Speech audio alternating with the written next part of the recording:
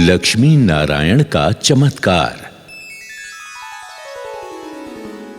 देवीलाल नाम का एक किसान था, बहुत ही भोला भाला, और पत्नी बड़ी ही सुशील स्वभाव की और बहुत ही अच्छी थी। दोनों पति पत्नी धार्मिक विचार के थे। कोई भी कार्य करते तो लक्ष्मी नारायण का नाम लेकर ही करते। मुख से सदा नारायण नारायण ही निकलता था। एक समय की बात है, दोनों पति पत्नी अपनी कुटिया के बाहर बैठकर बातें कर रहे थे। सुनती हो रामवती, अब की बार अगर अच्छी फसल हुई तो हम अपना पक्का घर बनवाएंगे। हाँ जी, अपनी कच्ची झोपड़ी में बारिश का पानी टपकता रहता है। कम से कम घर पक्का होगा तो हम चैन से तो सो सकेंगे। अच्छा, एक काम करते हैं, हम अपने साहूकार से कुछ रुपए उधार ले लेते हैं। ठीक है कि नहीं, तुम बताओ।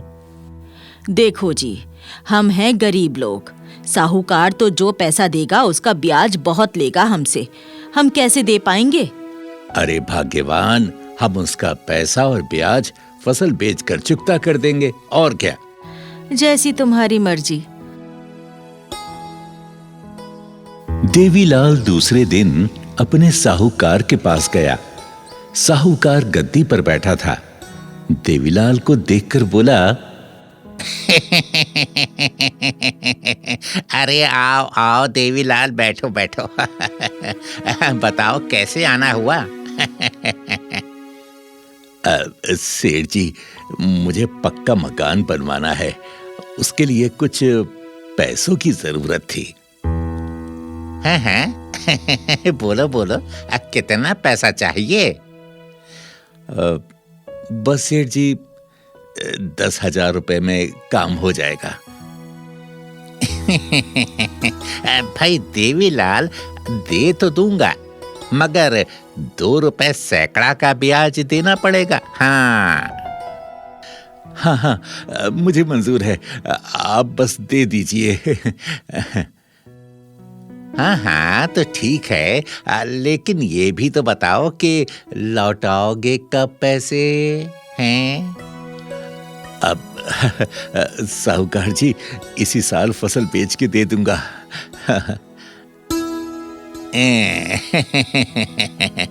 ठीक है ठीक है, ये लो 10,000 रुपए।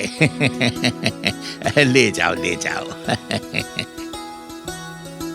साहूकार गिनकर 10,000 रुपए देवीलाल को दे देता है। देवीलाल खुशी खुशी घर आता है।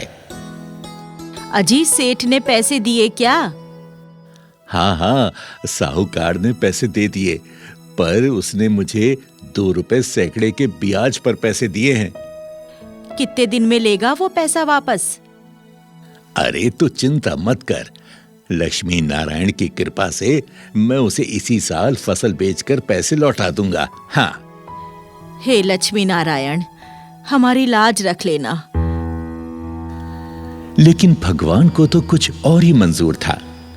खेतों में फसल पकने का समय आया, तभी ओलावृष्टि से उसकी पूरी फसल नष्ट हो गई।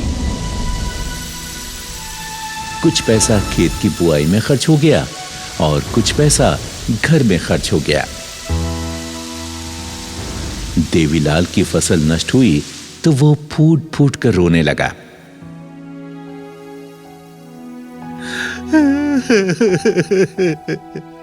हे लक्ष्मी नारायण, हे मेरे प्रभु, मैं बर्बाद हो गया, लुट गया। अब क्या होगा? मेरी सारी फसल नष्ट हो गई। अब हम कहां से साहूकार को पैसे लौटाएंगे?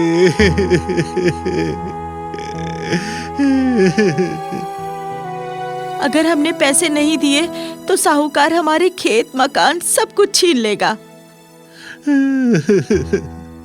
हे नारायण, हे लक्ष्मी नारायण, हमारी रक्षा करो। हमें कोई रास्ता बताओ, हम क्या करें, क्या करें हम? जब फसल नष्ट हो गई तो साहूकार वादा पूरा होने पर देवीलाल के घर आता है भाई देवीलाल, तुमने जो वादा किया था वो पूरा हो गया। अब मेरे पैसे ब्याज सहित लौटाओ।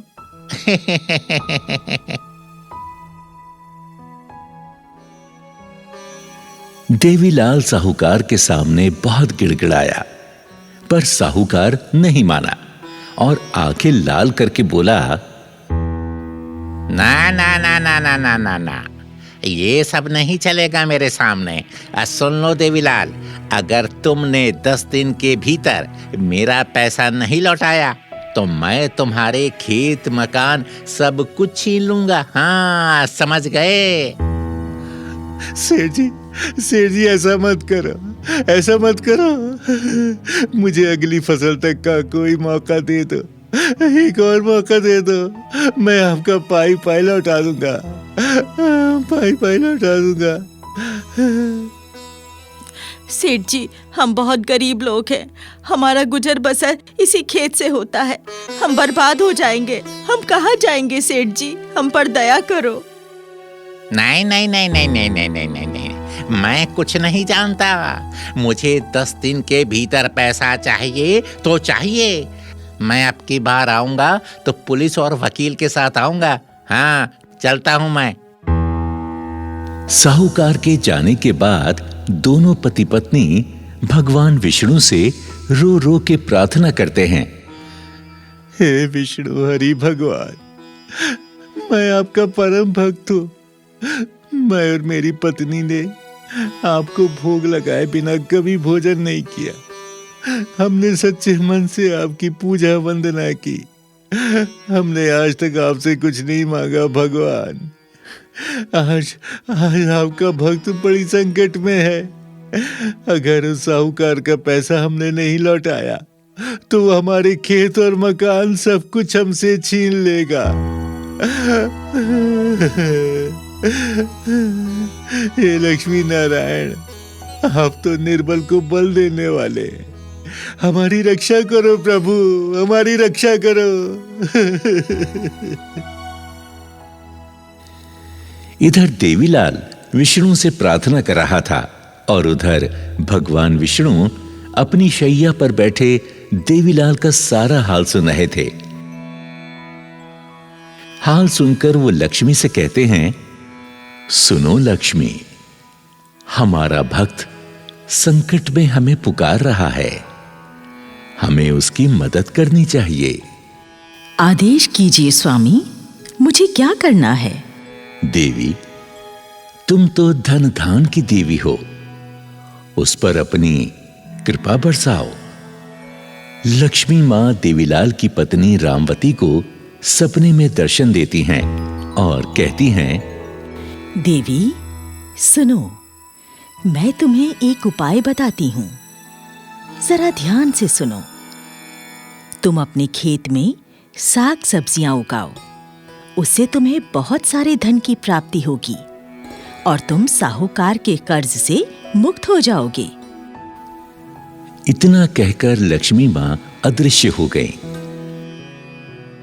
सुबह रामवती नींद से जागी और अपने सपने की बात अपने पति से बताई। देवीलाल फावड़ा लेकर अपने खेत पर गया और वो मिट्टी खोदने लगा। मिट्टी खोदते खोदते उसके फावड़े से कोई वस्तु टकरा गई। जब टन टन की आवाज सुनी तो देवीलाल सोचने लगा, आखिर इस जमीन में क्या है? ये मेरा फावड़ा किस चीज से टकरा रहा है? जब और खोदा तो उसे मिट्टी में एक पीतल का घड़ा दिखाई दिया। वो फौरन वहां से दौड़ा दौड़ा घर आया, पत्नी को सारी बात बताई। पति पत्नी फिर से खेत पर पहुंचे। वो देखो रामवती, वो पीतल का घड़ा दिखाई दे रहा है ना? हाँ, मुझे तो डर लग रहा है। अजी, डरने की कोई बात ना है। लगता है लक्ष्मी नारायण की ही ये कृपा है। तुम फौरन इस घड़े को निकालो, लक्ष्मी नारायण का नाम लेकर। हाँ। रामलाल ने नारायण नारायण कहते हुए मिट्टी से घड़े को निकाला। जब घड़े को खोला तो पति पत्नी दंग रह गए। वो घड़ा सोने के सिक्कों से भरा हुआ था। हैं? इसमें तो सोने के सिक्के भरे हुए हैं। सुनो जी, हरी इच्छा से इस घड़े को घर ले चलो। जैसी हरी की इच्छा। मैं इसको चादर में बांध लेता हूँ ताकि कोई इसे देख ना पाए।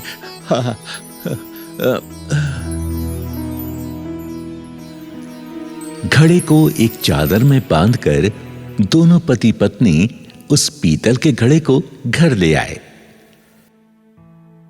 घर आकर दोनों विचार करने लगे। सुनो भाग्यवान, हम इतने सारे धन का क्या करेंगे? ये तो बहुत सारा धन है। हम इसमें से थोड़ा सा धन निकालकर उस साहूकार का पैसा लौटा देंगे और उसमें से बाकी धन को हम भगवान की सेवा में लगा देंगे। उन्हीं का तो दिया धन है। हाँ, तुम ठीक कहती हो रामवती। हम इस पैसे से श्री लक्ष्मी नारायण विष्णु जी का मंदिर बनवाएंगे, गरीबों को भी दान करेंगे। हाँ, ऐसे ही करेंगे। दोनों पति पत्नी अभी बात कर ही रहे थे कि तभी साहूकार दरवाजे पर खटखटाता है। रामलाल, दरवाजा खोलो। देखो हम आए हैं। हाँ। रामलाल ने दरवाजा खोला तो साहूकार अपने कुछ आदमियों को लेकर द्वार पर खड़ा हुआ था।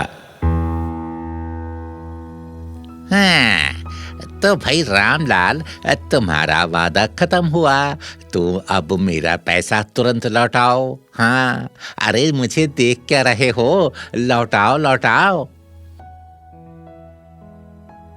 अरे सेठ जी, आइए और अपना पूरा पैसा लेकर जाइए। अरे सुनती हो रामवती, सेठ जी को ब्याज सहित 10 सोने के सिक्के दे दो। हैं? 10 सोने के सिक्के? ये रामलाल के पास इतने सारे पैसे कहाँ से आए हैं? अरे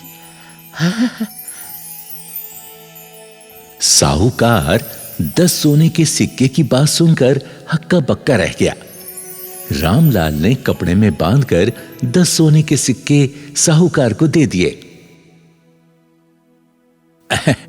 लीजिए सेठ जी, आपका पूरा पैसा ब्याज सहित।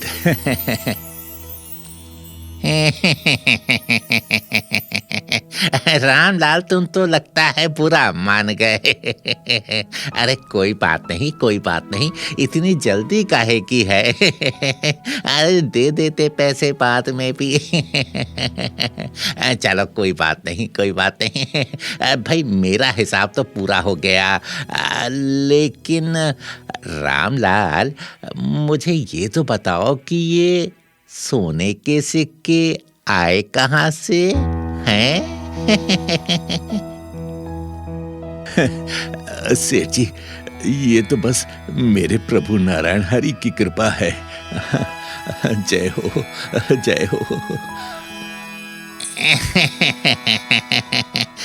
ठीक है, मैं चलता हूँ।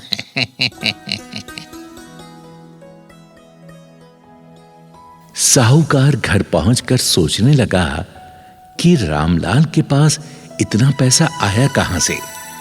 उसने सोचा कि जरूर कहीं से चोरी करके लाया है। उसने साजिश रची, क्यों ना इसकी सूचना पुलिस को दे दी जाए। और दूसरे दिन साहूकार दरोगा के साथ रामलाल के घर पहुंच गया। रामलाल, हमें सूचना मिली है, तुम्हारे पास सोने के सिक्के हैं। जरूर तुमने किसी की चोरी की है। नहीं नहीं नहीं दरोगा जी, ये झूठ है। मैंने किसी की चोरी नहीं की। मैं निर्दोष हूँ। ये तो मेरे हरि नारायण की कृपा है। उन्होंने ही मुझे ये सोने के सिक्के दिए हैं। हाँ। दरोगा जी, हमें जो सोने के सिक्के मिले हैं वो हमारे खेत से मिले हैं। हम पर भरोसा करो। कुछ नहीं, हमें घर की तलाशी लेनी होगी। दरोगा ने तलाशी लेनी शुरू कर दी। इधर रामलाल भगवान विष्णु से प्रार्थना करता है। हे प्रभु हमारी रक्षा करो। हमारी रक्षा करो प्रभु, हमारी रक्षा करो। रक्षा करो प्रभु, हमारी रक्षा करो। वो क्या है? ये घड़ा कैसा है? क्या है इसमें? साहब, उस घड़े में कुछ नहीं है। रामवती के लाख मना करने पर भी दरोगा नहीं माना। जैसे ही उसने उस घड़े को छुआ, दरोगा अंधा हो गया। अरे अरे अरे, मुझे तो कुछ भी दिखाई नहीं दे रहा है। अरे ये क्या हो गया? अरे ये क्या हो गया? मुझे कुछ दिखाई क्यों नहीं दे रहा है? अरे ये क्या हो गया? और उधर साहूकार भी चिल्लाने लगा। अरे मुझे कुछ भी दिखाई नहीं दे रहा है। अरे ये क्या हो गया? मुझे जरूर ये दोनों बुढ़िया बुढ़े जादूगर हैं। ओहो, मुझे बचाओ, बचाओ, मेरी आंखों में दर्द हो रहा है। मैं इस घड़े को नहीं छूऊंगा। ये क्या हो गया? मुझे क्षमा कर दो रामलाल, मुझे क्षमा कर दो, मुझे क्षमा कर दो रामलाल। अब मैं इस घड़े को नहीं छूऊंगा। ओहो, मेरी आंखों में दर्द हो रहा है। मुझे बचा लो, मुझे बचाओ। रामलाल, ये सब तुम्हारी सच्ची भक्ति का चमत्कार है। हमें क्षमा करो, क्षमा कर दो हमें। दरोगा और साहूकार दोनों नाक रगड़कर श्री नारायण विष्णु से क्षमा मांगते हैं। हे लक्ष्मी नारायण, हमें क्षमा कर दो, हमें क्षमा कर दो। हे लक्ष्मी नारायण, हमें क्षमा करो, हमें क्षमा कर दो, हमारी आंखें ठीक कर दो। भगवान विष्णु की कृपा से दोनों की आंखें ठीक हो जाती हैं। उन्हें पहले की ही तरह सब कुछ दिखाई देने लगता है। रामलाल, तुम्हारी भक्ति सच्ची है। हमें क्षमा कर दो, हम जा रहे हैं। हमें क्षमा कर दो। हाँ रामलाल, मुझे भी क्षमा कर दो। मैंने तुम पर चोरी का इल्जाम लगाया। क्षमा कर दो, मैं भी जा रहा हूँ। हाँ। चलो कोई बात नहीं, लेकिन कभी भी गरीब का दिल ना दुखाना। गरीब के दिल में भगवान बसते हैं। हाँ।